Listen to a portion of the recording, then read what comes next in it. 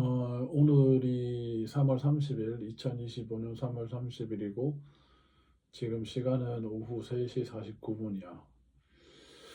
오늘 일요일이고, 뭐, 한동안 그랬지만 특별한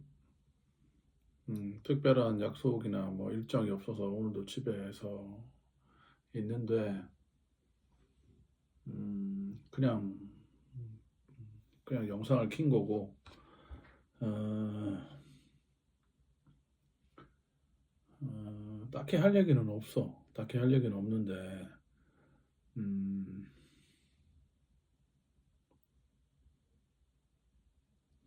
뭐, 뭔 얘기를 좀 여기 약간 여기 여드름 같은 게 나서 지금 가라앉는 중인데, 음, 무슨 얘기를 하지? 별로 할 얘기가 없긴 없는데, 지금 내가 미국 주식을 하고 있으니까 미국 주식에 대해서 얘기를 한번 해보면, 그, 내가 이해하고 있는 흐름은 이런 것 같아. 지금 일단 미국 경우, 그러니까 왔다 갔다 하면서 얘기할 거야. 어, 정신없이 얘기하더라도 알아서 잘 듣길 바라고, 이거는 그냥 내가 나를 위해서 남기는 기록이니 아, 뭐 괜한 악평이나 이런 건 없었으면 좋겠고, 그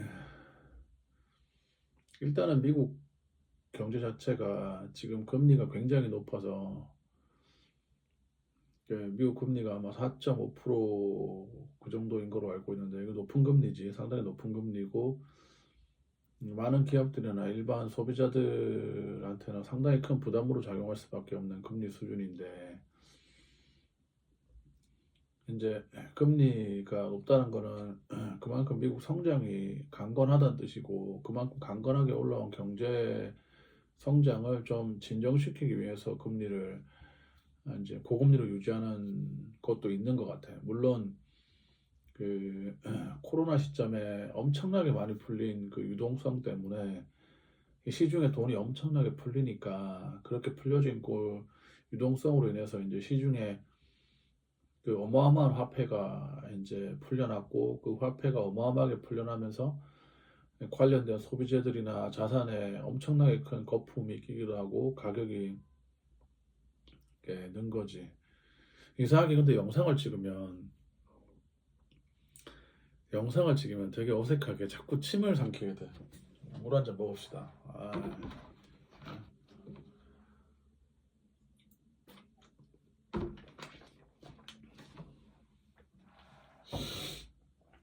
자, 어쨌든 그래서 고금리를 상당 기간 동안 유지를 해왔고, 5.5%까지 이제 나름 가파르게 상승했던 금리를 최근에 이제 4.5%로 조금 조정하는 단계까지 와 있는데, 어, 자, 그러면 지금 미국 경제가 어떠냐, 미국 시장이 어떠냐, 이런 거를 좀 고려해 봤을 때, 미국은 여전히 금리는 높은 수준으로 유지할 수밖에 없을 것 같아. 그러니까 금리를. 그러니까 왜 그러냐면 아직은 물가가 진정되지 않은 것 같아. 진정되지 않은 것 같고, 그 미국 경제의 전반적인 성장이 지금 약하다라고 보기도 좀 어려운 것 같아서 금리 수준을 유지하는 게 가능한 것 같아요. 지금 현재 수준으로. 다만 이제 미국이 걱정하는 건, 그렇게 고금리를 유지를 계속하면 어쨌든 기업의 어떤 운영은 힘들어질 거고, 그리고 이제 소비자들의 그 소비 심리도 위축이 될 거란 말이야. 그러면 경기가 좀 침체하는 방향으로 갈 수밖에 없는데, 그 경기가 침체하는 방향으로 나타나는 경우에, 그러면은 금리를 거기에 맞춰서 이제 내리는 조치를 취해야 될 상황이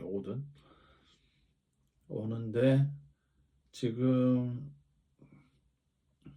그 금리를, 내가 지금 얘기한 것처럼 경제가 안 좋아지는 상황으로 보여서 금리를 거기에 맞게끔 낮추는 조정을 그냥 이렇게 쉽게 할 수 있느냐? 그건 아닌 것 같아. 왜냐하면 금리를 내릴 수 있는 일단 두 가지로 보자. 금리를 내릴 수 있는 방향에 걸림돌이 되는 게 뭐가 있고, 어, 그리고 이제 경기가 침체하고 소비가 이제 줄어든다는 거에 대한 다른 가설은 뭐가 있는지 한번 생각을 해보자. 첫 번째, 금리를 내리는 거에 대해서 아닌 그것과 다른 음, 금리가 내리는 게 아닌 금리를 오히려 올려야 되거나 그대로 유지해야 되는 상황이 나올 수 있는 가능성이 뭐가 있냐면은 첫 번째는 일단은 물가가 안정되지 않았다는 거. 물가가 안정되지 않았다는 게 그 하나의 이유가 될 것 같아. 최근에 나도 그냥 짧은 영상으로 본 게 다긴 하지만 최근에 이제 FOMC에 제롬 파월이 나와서 이제 그 관련된 어떤 어나운스를 하는데 기자가 물가에 대한 이야기를 하니까 제롬 파월은 지금 현재 나타나는 물가 상승분은 과거로부터 이어진 거에서 이어져 온 거기 때문에 앞으로 금융가가 계속 그 높은 수준을 유지할 거라고 자기는 생각하지 않는다라는 뉘앙스로 얘기를 했어. 그 말인즉슨 그 금리 저 물가 상승률은 어느 정도 안정세를 취할 거라고 얘기는 했는데 사실 그 부분은 잘 모르겠어서 왜냐하면은 그 다른 기관들에서 내고 있는 어떤 자료들에 따르면 미국 금리는 여전히 강하게 강세를 유지할 거라고 얘기를 하기 때문에 그 금리를 누르기 위해서 아니 인플레이션을 그러니까 물가 상승률을 안정시키기 위해서 금리를 올릴 수밖에 없는 상황이라는 많은 전문가들의 의견이 있어. 그리고 그 다른 측면으로 이제 그 기업들의 활동이 이제 저조해지고 소비가 이제 침체된다고 하는 그 부분과 관련해서는 일단 좀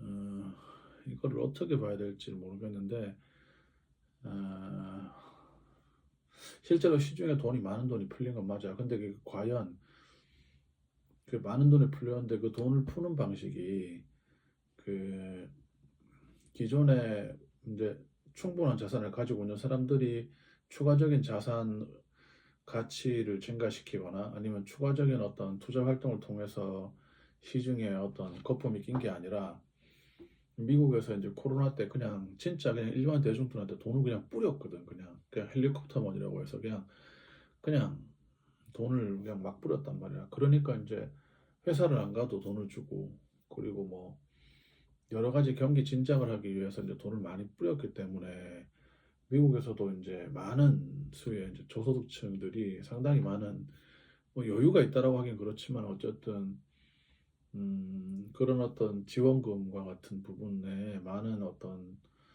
그 도움을 받아서 소비가 많이 진작이 된 부분이 있었거든. 근데 이제 그 자금을 그 사실은 지금 연준이 높은 고금리를 통해서 그 자금을 이제 빨아들이고 있는 상황으로 가고 있고 그 이제 그 지원금을 더 이상 이제 주고 있지는 않고 이제 특히나 이제 트럼프 정부가 들어선 지 얼마 되지는 않았지만 그 앞으로 그 어떤 시중에 자금이 엄청 풀려서 경기가 살아나는 방식으로는 돌아가지는 않을 거기 때문에 소비적인 측면에서 그리고 이제 기업들의 어떤 특히나 그 이제 뭐 중견 또는 중소 이런 소기업들 에서는 그래서 어떤 경기가 침체되는 방향으로 이렇게 모습이 나타날 거란 말이야. 그러면은 금리를 내리는 게 맞아. 금리를 내리는 게 맞는데, 근데 소비가 침체된다라는 측면에서는 금리를 내리는 게 맞는데, 물가는 여전히 뜨거울 것 같아. 그러면은 금리를, 고금리를 유지하거나 오히려 금리를 더 올려야 되는 상황이 올 수도 있다는 거야. 그러면 금리는 높은 수준으로 가야 되는데 경기는 침체한다. 그러면 이제 이거를 이제 약간 뭐 유식한 말로 하면 이제 스태그플레이션이라고 하는 거지. 그래서 지금 미국이 그런 스태그플레이션 상황이 지금 올 것 같은 상황이고, 이 스태그플레이션 상황에서 지금 나름대로 트럼프 정부가 지금 내놓고 있는 해법 중에 하나가, 어, 정부에서 더 이상 어떤 인위적인 어떤 지원이나 이런 걸 통해서 경기를 진전시키지 않겠다고 보는 것 같기도 한데, 지금 트럼프 정부에서 가장 화두인 것은 두 가지인 것 같아요. 첫 번째는 관세고, 두 번째는 이제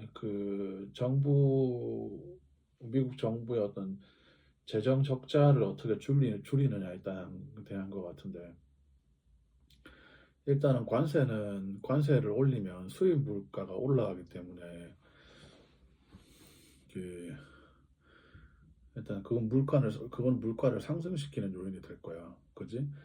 물가를 상승시키는 요인이 될 거고, 그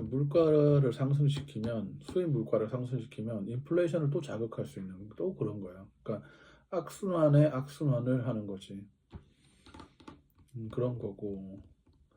근데 왜 관세 정책을 지금 하고 있을까? 왜 트럼프의 전략은 뭘까? 여기서 관세라는 거는, 그러니까 물가라고 하는 건 지속적이지만 관세는 일시적인 효과이기 때문에, 그러니까 내가 올해 뭐 어느 부분에만 관세를 몇 퍼센트 하겠다라고 하는 걸로 그치기 때문에 일시적이라고 볼 수 있거든. 근데 그걸 해서 트럼프가 지금 노리는 게 뭔지 그거를 생각해 봐야 되는데, 트럼프는 사실상 그 어쨌든 국내에서 기업을 키우고 싶어 하거든. 그러니까 미국 제조업을 더 강하게 만들고 싶고, 자기들이 이제 선거 동안에도 내세운 어떤 슬로건 자체가 Make America Great Again이잖아. 그러니까 미국을 다시 위대한 국가로 만들고 싶다는 건데, 그러려면 제조업을 배제해서는 미국이 다시 위대해질 수 있지는 않거든.